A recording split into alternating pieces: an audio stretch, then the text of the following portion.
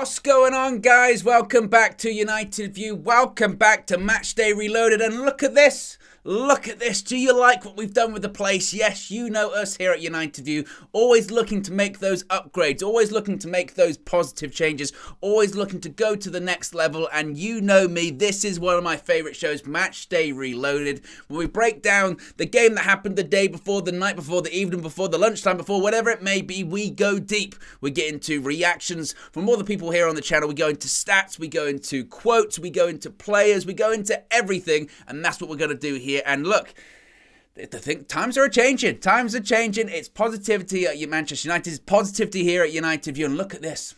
Look at this space. So if you enjoyed this show, be sure to smash a like on the like button. Be sure to subscribe, bottom right hand corner. Let me know your comments as well on yesterday's game in the comment section below. Bit of a different show today. Usually, of course, it will be live 9 AM the morning after all the match days, but a little bit different today. But look at this space. Let me know your thoughts on the new venue, my new home, my new virtual home for Matchday Reloaded. Of course, we're going to be back in the studio shortly. But look at this. This is next level. And today, what we're talking about, of course, is Manchester United's 3-0 victory over Bournemouth at Old Trafford last night. Back-to-back 3-0 victories at home.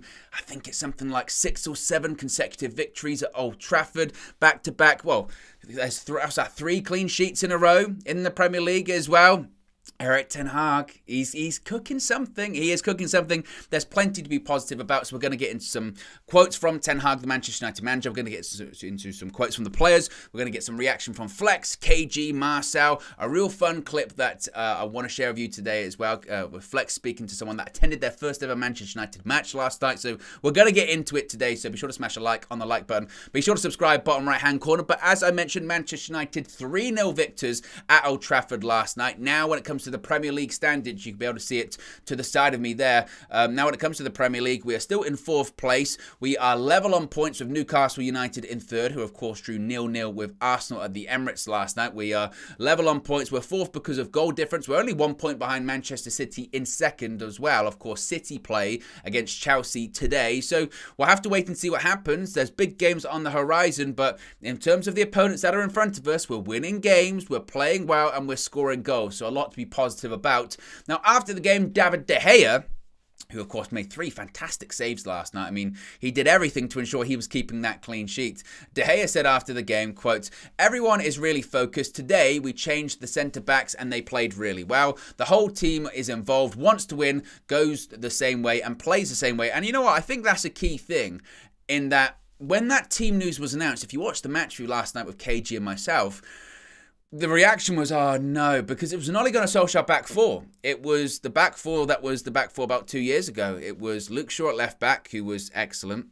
It was Harry Maguire, Victor Lindelof, and Aaron Wan-Bissaka. And on paper, and we've sort of been conditioned over the last few years to go, oh, man, what are they going to do? But Erik ten Hag continues to show he can get the best out of players, or he can get performances out of players that you didn't think was possible. Now, that's not to say that that back 4 that played last night should and will be playing against Manchester City and Arsenal, City in 10 days' time, Arsenal after that, because they won't be, and they shouldn't be, because if they play that back 4, if he played that back 4 against Arsenal and City, most likely will concede goals. And Erik ten Hag knows that. But against Bournemouth at home, no disrespect, a newly promoted side, you have to rotate, and any team that's going to be somewhat successful in the Premier League has to have an ability to rotate. And several times this season when Ten Hag's wanted to rotate, he's known that the quality isn't there. This is one of the rare occasions in which he did rotate. He made 4 changes last night and it paid off. And we won the game 3-0. Again, it wasn't perfect, but that's not the lineup that is going to play against City and Arsenal. So I'm comfortable because of that. And I think that's positive. Of course, as I mentioned last night, we had goals from Casemiro, who opened the scoring. We then had a goal from Luke Shaw and Marcus Rashford. Rashford just continues to score goals, doesn't he? Continues to score goals, continues to get assists, always positive stuff. Now, speaking of the United manager, Ten Hag said after the game, quote, "I am happy with 3-0, that is obvious and quite clear, but today was not our best game. We didn't play smart as a team, and sometimes we were lucky," which, to be honest, I think is fair. I think that 3-0, not that it flatters us, but it very easily could have been 3-1 or maybe even 3-2. As I mentioned, David De Gea made 2 big saves, and that's the critical thing. It's at the point of the game in which they come as well. One of the saves is when we're 2-0 up, could be a completely different game. And as he mentioned, we did ride our luck at times. He continues saying, quote, "We scored great goals, but we should have scored more. We could have conceded 2, but great saves from David De Gea. I'm not happy with that. It is something we have to avoid." Basically saying that I'm not happy with some of the defending. Well, I think when you've got 2 World Cup winning centre-backs on the bench, that defence and that defending is probably going to improve. And by the time we do face Man City on the 14th, one would expect that Varane and Martinez will both be playing. So you would think they'll probably be a bit better. Luke Shaw got man of the match last night, and justifiably so. A goal and an assist, and a great defensive display from him as well. Of course, recently he's been playing at centre-back. Yesterday he was back in his more familiar left-back position. He said, quote, "A really good result. At times we got sloppy and conceded chances, but David De Gea was amazing and made a number of good saves. It kept us ahead in the game and a clean sheet." He also said, quote, "It's always good to be able to try out new positions, and I really enjoyed it. I will play wherever and whenever the team needs me. Back to left back tonight. I'm pleased to get on the score sheet." And to be honest, someone mentioned it in the comments yesterday during the match view, and I really wish I remember who it was. You know who you are if you're watching this, but saying that when we play Barcelona in the Europa League in February, particularly that first leg, because Lisandro Martinez, of course, is suspended. Now, logically, you would say, well, Martinez is suspended, Lindelof will go in. Maybe even Maguire will go in. I don't even think now, with how well Luke Shaw played at left centre-back and what the requirements might be in that game to have pace and to have ability on the ball, I could see Ten Hag going, you know what, I'll play Luke Shaw as the left centre-back with Rafael Varane in that game, and I'll put Terrell Malacia at left-back. And that might be the best way to combat that Barcelona attack. I mean, it's something to consider, certainly, and I think that's really interesting for the future. Now, when he was asked if the goal or the clean sheet meant more, he said, quote, "Did the goal or the clean sheet mean more? I don't get many goals, especially with my right foot, so I'll have to go with the goal tonight." He also said, "The strides we're taking are in the right direction. There's still a lot to improve, but things are really positive, and we feel the confidence and belief is back. You can feel it on the training ground, in the stadium, and hopefully the fans are enjoying it." Certainly they are. I think the fans are enjoying it. I can speak for myself. I'm enjoying it, and we're going to get into some reaction shortly from KG, who's really, really enjoying it, and he said some bold things, bold things for a bold man, he said after the game, and we'll touch on that in a second. But Old Trafford is becoming and feeling like somewhat of a fortress again, and and everything's got an asterisk in football, doesn't it? Everything does.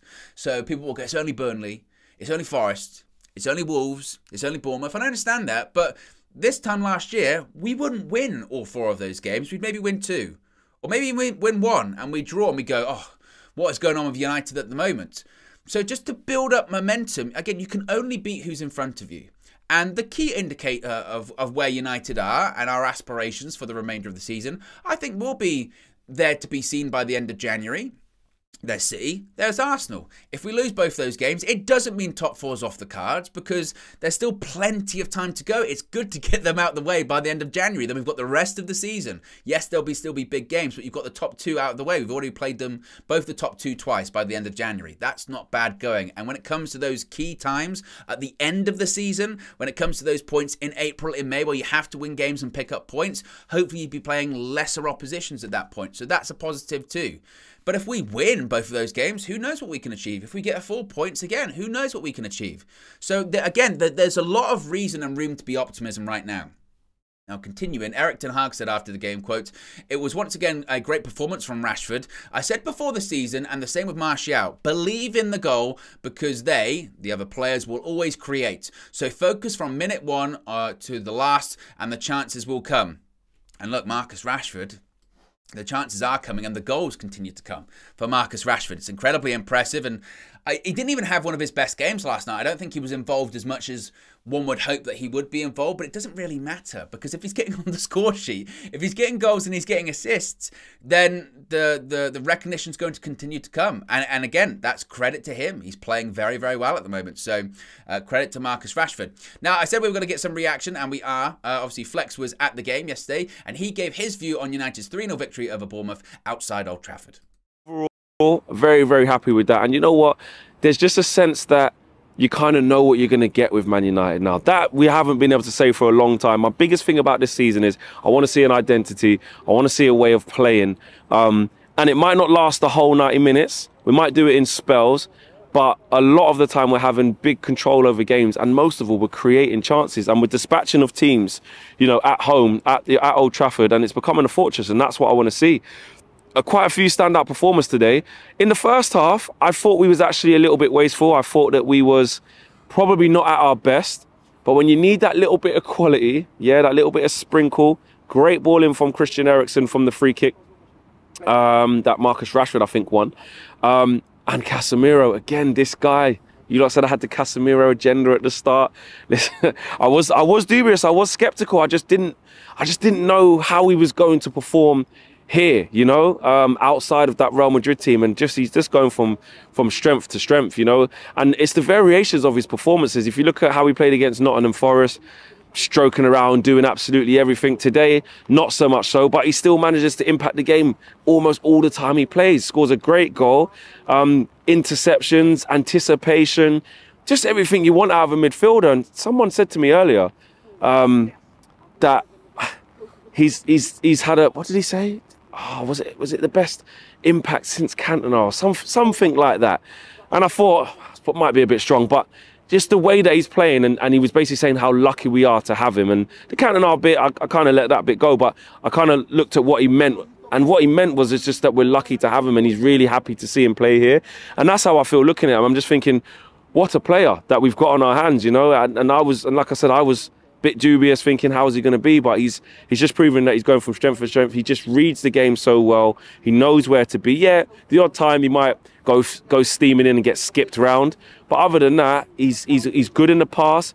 He's fading the ball, putting balls around the corner, you know, setting players up with assists, a couple of good pass balls into the box as well. First time, he's just playing with a level of intelligence because he's played at that level for his.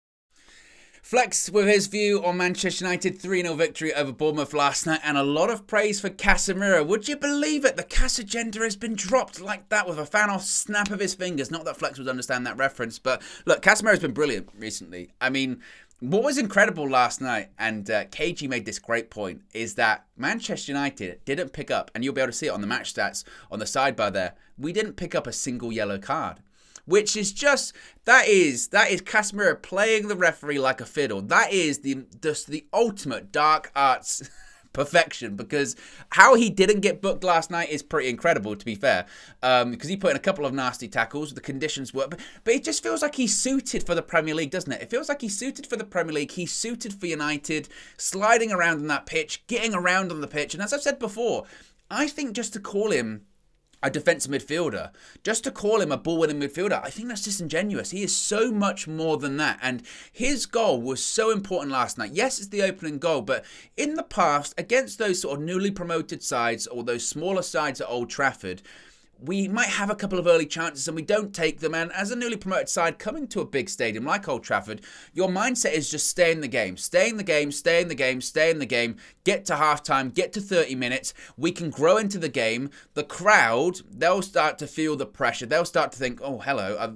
is the opposition going to hang on here? And because of where United have been over the last 12 to 18 months, where you don't know what you're going to get at Old Trafford, if you do get to halftime 0-0, not that the crowd gets on their back, because they don't, but just that kind of nervousness and that kind of anxiousness, that tension builds up throughout the stadium. And Casemiro's goal, when he got it, was the perfect time. It settled everyone down. It just cooled everything off. And that's exactly what he is. He's this calming presence. He's this calming presence. He's been there. He's seen it. He's done it all. Yes, you have that calming presence at the back with Rafael Varane, and he didn't play last night. But now you've also got it in the midfield. And you've got two midfielders playing together there. And Casemiro and Christian Eriksen, they're ice cold. They are just, nothing rattles them. They have so much composure. They have so much experience.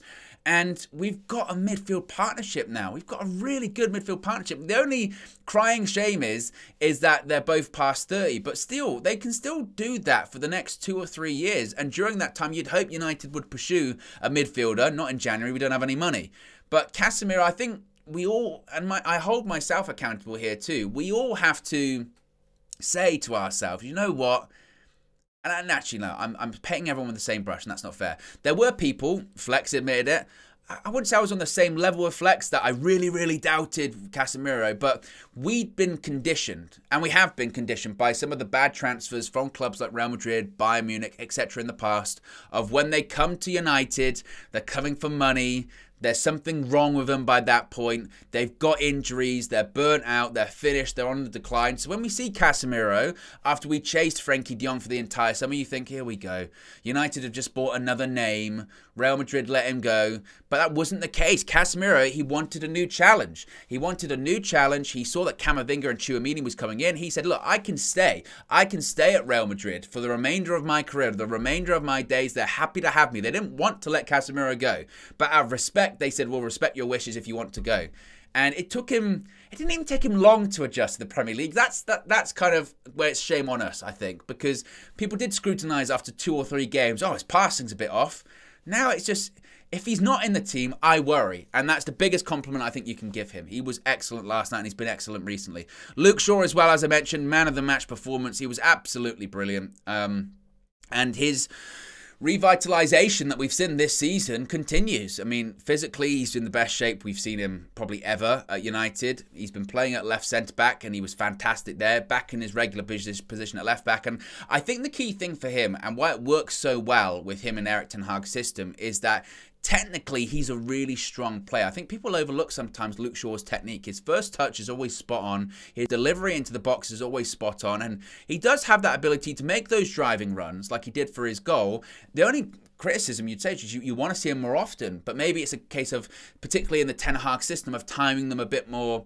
You know, you have to space them out through the game. You have to wait for the right moment. It's about decision making. But Shaw, once again, was fantastic, and he's just another player. He's another player under Erik ten Hag that has been revitalised. And again, Ten Hag, Shaw, they deserve a ton of credit. They truly do. And it's exciting to know what's going to come for the remainder of the season. Now, if you think I'm excited, you might be saying, look, Owen, okay, look, we played well last night. I get that. But it is Burnley. It is Notts Forest. It is Wolves away. It is Bournemouth at home. Let's not get too carried away with ourselves. Now, if you think I'm getting carried away, I'd love to know your thoughts on this next reaction. Here's what KG had to say after the game. When I asked him, are United in the title race? They're there. Well, what about us? That's how, like, and I know it's so random. It probably doesn't make any sense, but it's years of Sir Alex versus Wenger. The glory years of the Premier League is why I probably feel this, and probably why why Arsenal fans feel the same way about us. They love it when we lose. But again, it's like, I will never be able to be like, like, I just can't rate it. Like, I can't rate them. You know what I mean? Like, why I can say, you know, they're doing well right now. Well, we can do well as well, because what the hell are they doing there? You know, when Man City are there, we've all been used to it. But Man City are not seeing the way they need to. You know, they're not looking like, I'm not saying they're fragile, but I don't know if they're just doing. There's a lot of tinkering happening, and if it's a time for change, if football's going in a cycle, well, I want to be at the top of the queue for that one.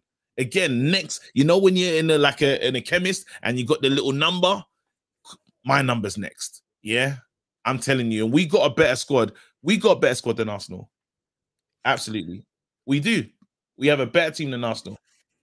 So to carry on that, are we in a title race? 100%. I said was in the title race I said it from before. Like, people, again, this video is going to look mad, yeah? But I don't care. You know what I mean? I honestly don't. Again, Man United, we have a manager that is incredibly consistent. He's got high standards, and they're keeping clean sheets. Old Trafford's becoming a fortress. We're defending with 11 men. You know what I mean? We're solid. There's a lot going on. He's somehow spoken life into Rashford. Bruno Fernandes is doing Bruno Fernandes things. Yes, it's not with the same numbers, but the guy's still doing what he needs to do. He's still sourcing. I'm telling you now, Man United fans, I go into games knowing I'm going to win. Imagine that. And it's been a long time I felt that way. But I feel that way. It's like this season, I'm like, yeah, we can win that.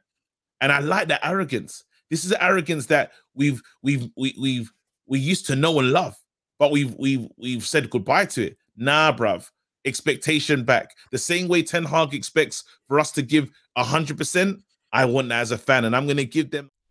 KG, man, KG, he just, he always has to be reckless. Now, look, I appreciate what he's saying. Truly, I do. I really do appreciate the point he's trying to make when he's saying, look, we're 1 point behind City. It most likely is going to be 4. I think they beat Chelsea.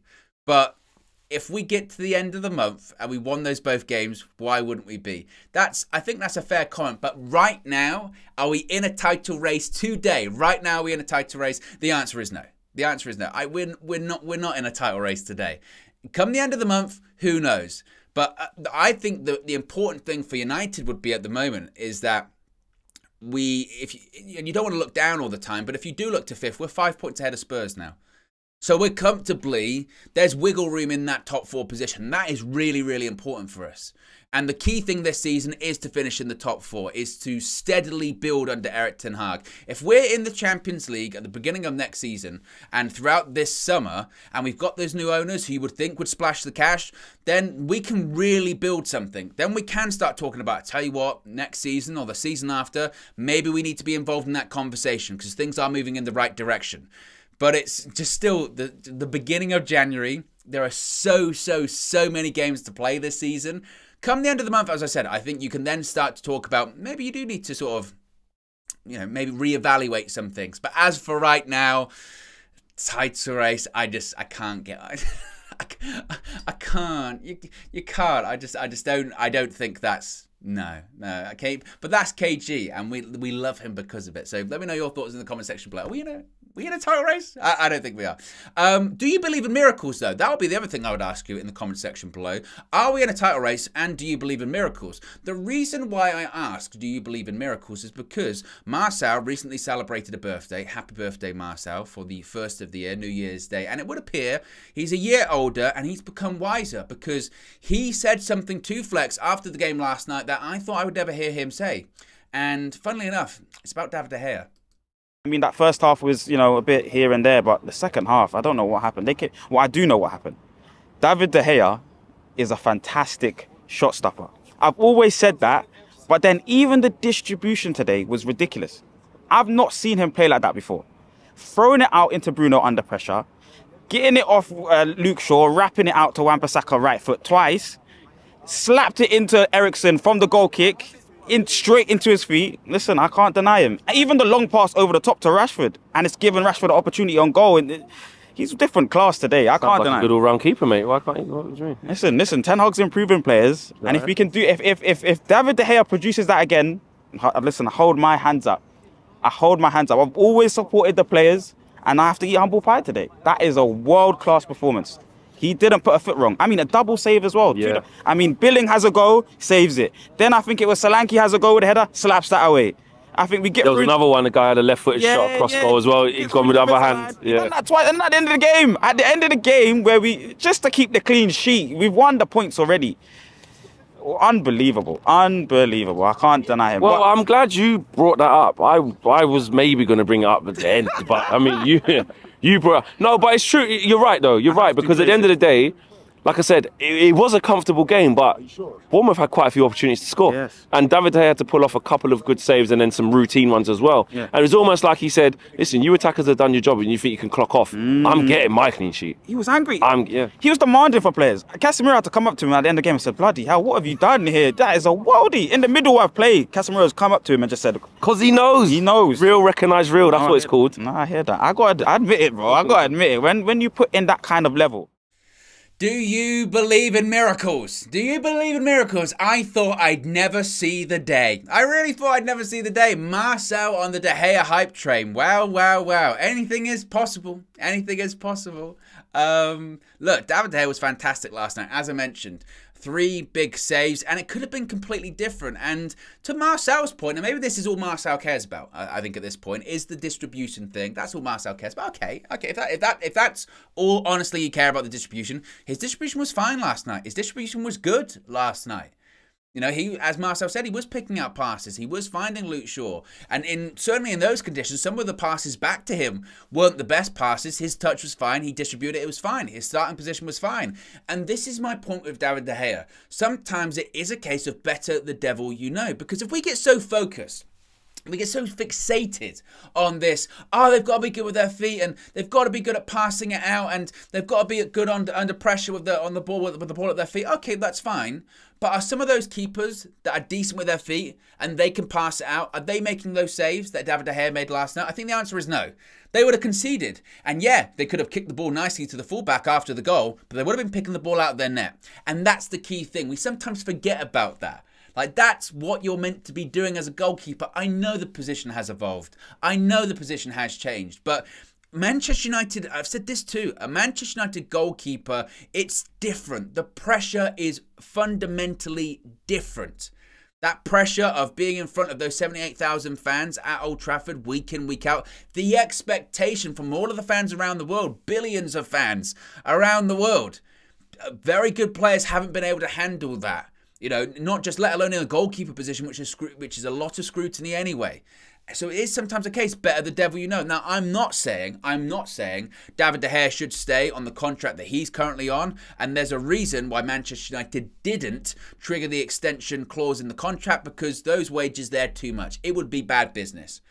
But if you can negotiate David De Gea on a lesser contract, on reduced terms, we need to put some respect on his name.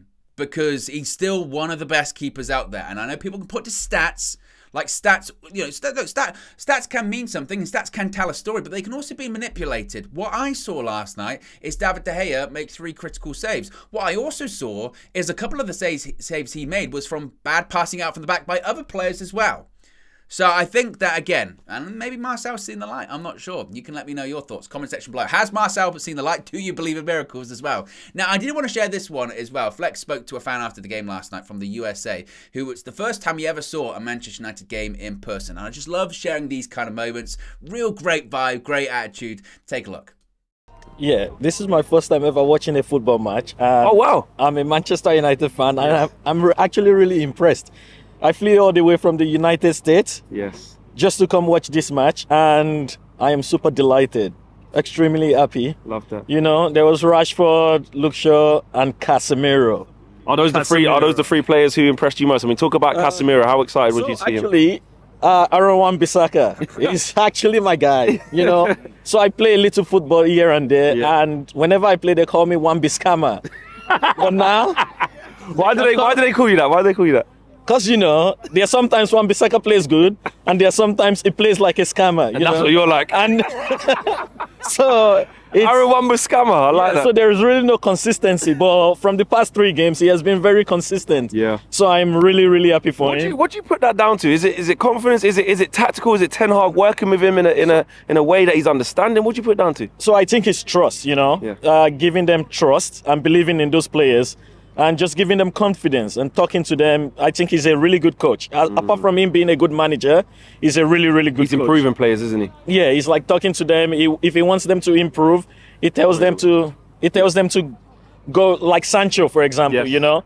But Ole Gunnar Solskjaer would have been playing Sancho, even though he's out of form. Yeah. But he told him, go away, come back.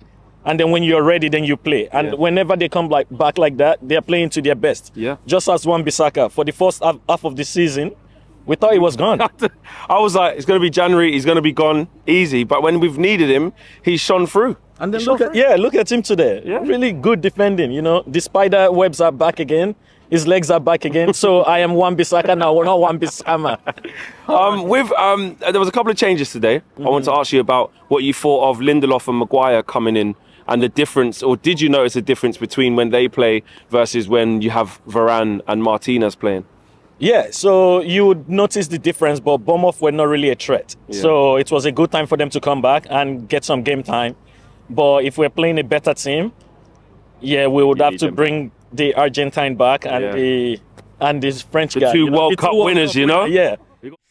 Aaron Wan-Bissaka. He said Aaron Wan-Bissaka. Oh my goodness me, that's tremendous. That's tremendous. And look, I remember going to a game before. This was a while ago. This was at Louis Van Gaal era. And I remember, you know, when you're sitting up in the stands before the game, and I like to get there nice and early, try and soak up the atmosphere, even before anyone comes out, even before they set up the cones. I like to get there as soon as the doors open. As soon as the turnstiles open, I like to get there.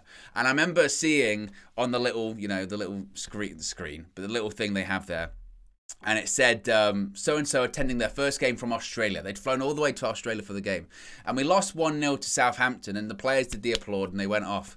And it bothered me so much because I just thought, man, imagine travelling all that way, all that time, and you go and see that game, that dull game, and lose. And it bothered me. So I'm so glad that he attended his first game, flew all the way from the United States, and saw 3 goals last night and scored a Manchester United victory. And look, he's right about Aaron Wan-Bissaka. And Erik ten Hag, he never ceases to amaze, because Aaron Wan-Bissaka, everyone thought he was done. He was out the door in January. He'd be the bit of business that we did do in January, which would be letting him go to West Ham, Wolves, Palace. They were all interested, and it was all a possibility. And now, look at him.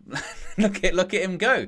That's not to say, again, when we play Arsenal, when we play City, I still think that Dalot would come back in. He's still the better right back. He's still the better player. But at the same time, you would probably think maybe Wan-Bissaka plays. I mean, Dalot came on yesterday, but maybe Wan-Bissaka plays against Everton Friday, and let's see what happens. You know, I know we've written players off, and I had in Wan-Bissaka, and I still have massive reservations. But at the same time, his touch is better. He's inverted, and I still think that in the summer, Ten Hag will probably want to get a right back that is more technically proficient. But the impressive thing is, in this situation, is one, Erik ten Hag's coaching, and actually, to be fair, you can't just put it all on Erik ten Hag. The entire coaching staff, so Mitchell van der Gaag, Steve McLaren, Eric Ramsey, Benny McCarthy, etc., the whole group. I'm missing names out, obviously. But I think an impressive attribute from Aaron Wan-Bissaka is that he's a coachable player. Sometimes in life, you know, people will only get to a certain level because once people try to improve them or try and give them advice or try to coach them, they don't listen. I know better. I know best. The fact that Aaron Wan-Bissaka is realising I've probably got 6 months to prove myself, otherwise I'm going to leave United. Now, he could have taken the mindset of, it doesn't matter, I'm a professional footballer, I'll go to a Premier League club, I'll be fine. Or he's taken the mindset, which I hope this is the one he has, where he goes, you know what, I'm going to listen. My ears, my eyes, they're all open. I'm listening to what this guy is telling me in Erik ten Hag. I'm going to try and improve. I'm going to try to show him, and I'm going to try and show everyone that they were wrong about me when they're saying I'm suffering from that condition known as Brookfoot. You know, I'm better than that. And I think he deserves credit for that, for his recent performances. Also, as well, Flex spoke to another fan outside Old Trafford last night. We're going to talk about Marcus Rashford and Marcel after this one. But here's what Flex and this other fan had to say. If the chances we created in the second half were not like what we've been creating. We've never created that. We've created more chances second half through good football than what we did in the whole of last season. It was excellent. So you're seeing the patterns of play, you're seeing the confidence in the players. Shaw was outstanding. He's just going from strength to strength. I mean, what's happened with him? I mean, is he just in a groove now where he's confident, he looks powerful, he looks fit? You know, that crossfield ball to Bruno and then he sets it to Rashford. Super. Luke Shaw gets a goal as well. He's played at centre back a couple of games as well. My main concern is we definitely need Joe Felix, because Marcel, for whatever reason, isn't 100%. Donny again tonight. I shouldn't say this, but I was glad to see him go off, because you knew and I knew what was going to happen. Bruno was going in the middle. The team was just better balanced, wasn't it? Better balance. There was more pace, more injections of pace coming in. But no, to be fair, great performance. Talk to me about Alexander Garnacho as well, because Garnacho, again, he's going to be a superstar because it's pace. And when you watch him, we're on his wings so we can see him. When the ball's coming to him, he can't wait to run with it. He's so direct, He just can't wait to run, and that's what you want. He gets players off the feet. It's twice. He got 2 players boot. Coming a bit, yeah. He got 2 players boot tonight, and then they made the substitution because he was running at the right back all the time. He had to take him off because he knew he was going off because he couldn't live with him. Excellent. He is. He's like a breath of fresh air, isn't he? And the fact that he's so direct, he just engages his fullback all the time. Another goal for Marcus Rashford. Yeah, a tap in, but he's there. Matter. He was nutmegging people for fun. He just looks like he's enjoying himself again. We've always said that Marcus Rashford is a scorer of great goals, not a great goal scorer. But he's proven us wrong now. I love that last bit there. I love that last bit that says he's a scorer of great goals, but not a great goal scorer, but he's proving us wrong. KG said it to Marcus during the pre-season, you know. I think he said 16 goals and 20 goals. Bare goals, bare assists is what he said to him. And look, Rashford's doing it in spades, and I think he deserves credit for that. Again, he wasn't as involved as he has been recently last night, but the fact he's constantly getting on the goal scoring sheet is a plus. I think with Martial, Didn't finish the 90 once again. He did go off and go down the tunnel. I haven't heard anything that's super bad. Here's hoping. But the thing is, we don't know with Marcel. When it looks like it's not bad, and then he's out for like 3 or 4 weeks, so we just don't know. We'll have to wait and see when it comes to Marcel, you know, if he's injured, how badly he's injured, or if he plays on Friday. I would even say for the FA Cup, maybe don't play him. I would say just wait and give him the time off and maintain his fitness for the City game. We'll see what Ten Hag wants to do. Maybe he'll want to finally get that 90 minutes, but we're still in January at the moment, and Anthony Martial still hasn't played a full 90 minutes this season. Missed a chance yesterday too. It was a great ball in the box. I think it was from Casemiro, and it's one of those ones that if Martial puts it back in the direction that it came from, it probably goes in the back of the net. He tries to just keep the momentum on it, and it goes past the post, and it was another headed opportunity, the second headed opportunity in 2 games where he really should have made the most of it against Wolves. He had that real good headed opportunity in the first half, missed that as well. So there is a demand, certainly, and if we can find that striker, that striking option in January, then we should attempt to go for it. I did the transfer view this morning. You know, we are still being linked with the likes of Olivier Giroud or Memphis Depay, or, as the guy said there, João Felix, but I think the João Felix one's really unlikely. And, well, you can see my thoughts this morning, whether I thought Olivier Giroud or Memphis Depay was the right direction to go. I think Marcus Thuram could possibly be an option, but you just do feel, don't you, that just Martial, he's just not going to be enough. And then when Rashford does have to go central, it's not as effective as having him on the left-hand side. But I suppose if Rashford does go through the middle, then you can have Garnacho on the left and you can have Anthony on the right. And here's hoping that Jadon Sancho comes back, and he's a different man too. So there are options, but they're limited options, certainly. But again, look, in closing, I suppose, before we wrap things up here, you know, Erik Ten Hag, he's got the club. It does feel like we're clicking. And again, I really want to stress this. I know that we've had a good run of games here, and a real good run of games at the right time. You'd want, you know, it's a positive that Varane and Martinez, they weren't available because they were coming back from the World Cup. Varane's not injured, but it's getting back up to speed. He played that game against Forest probably earlier than Ten Hag had anticipated. He took a bit of a gamble. It paid off. But you'd want them not to be available for these kind of teams, for these kind of matches. Forest at home, Bournemouth at home, Wolves away. You'll take that. You know, if we had Arsenal and City now, it'd be a different story. You'd be like, oh, that's a problem. Same with Dalot not being available too. So I think there is a timing element here, but there's also a momentum element. Look, City coming to Old Trafford, the biggest compliment we can give ourselves now is that this time last season, if Arsenal were going to play us, if City were going to play us, if Liverpool were going to play us, if Chelsea were going to play us, if whoever was going to play us this time last season, they'd go, we'll beat United. They're rubbish. They're not playing very well. The dressing room's in chaos. The club's in chaos. We'll beat them easy. Now, Arsenal will be looking at it going, I've got to get a result against United at the Emirates, and it's not going to be easy. City will be thinking, I tell you what, actually, since that game against Brighton, they haven't lost a game at home this season in the Premier League. That's not bad.